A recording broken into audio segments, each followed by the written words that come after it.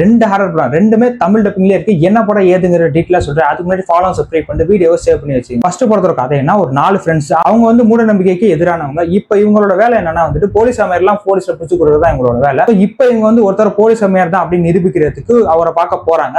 அங்க இவங்களுக்கு ஒரு சம்பவம் நடந்துருது. அதுக்கப்புறமா என்னாச்சுங்கிறதா படத்தோட கதை. படத்தோட பேர் ஈஷா. இந்த படம் அமேசான் பிரைம்ல தமிழ் டப்பிங்ல ஸ்ட்ரீம் ஆயிட்டு இருக்கு. இந்த படத்தோட ஃபர்ஸ்ட் கொஞ்ச நேரம் வந்துட்டு என்னடா அது அப்படின்ற மாதிரி தான் போயிட்டு இருக்கு. ஆனா அதுக்கப்புறம் படம் கொஞ்சம் இன்ட்ரெஸ்டிங்கா சூப்பரா கொண்டு போயிருப்பாங்க. முக்கியமா அந்த படத்துல ஹாரர் எலிமெண்டா இருக்கணும், த்ரில்லர் எலிமெண்டா இருக்கும், அங்க கொஞ்சம் நல்லா ஒர்க் அவுட் ஆயிருந்துச்சு. அண்ட் கதையுமே இந்த படத்தை கொஞ்சம் வித்தியாசமாவே கொண்டு போயிருந்தாங்க. அது மட்டும் இல்லாம படத்துல ட்விஸ்டாலாம் கொடுப்பாங்க. முக்கியமா கிளைமாக்ஸ்லாம் வந்துட்டு சூப்பரா கொண்டு போயிருந்தாங்க. நீங்க பெருசாலாம் எக்ஸ்பெக்ட் பண்ணி பாத்துறாதீங்க. ஒரு டிசைனான ஹாரர் படமா இருக்கும். ஃபேமிலியோட ட்ரை பண்ணி பார்க்கலாம். ரெண்டாவது படம் ஒரு கிராமம். அந்த கிராமத்துக்கு வெளியில ஒரு கோட்டை ஒன்று இருக்கு. அந்த கோட்டைக்குள்ள ராட்சசா இருக்கான், அங்க போக கூடாது அப்படின்னு மாதிரி ஒரு கதை ஸ்பிட் ஆயிட்டு இருக்கு. சோ இப்போ நம்ம ஹீரோ வந்துட்டு அமெரிக்கா ரிட்டர்ன். அவர் வந்து லவ் பண்ண பொண்ணா கல்யாணம் பண்ணிக்கலாம் அப்படின்னு நினைச்சிட்டு வராரு.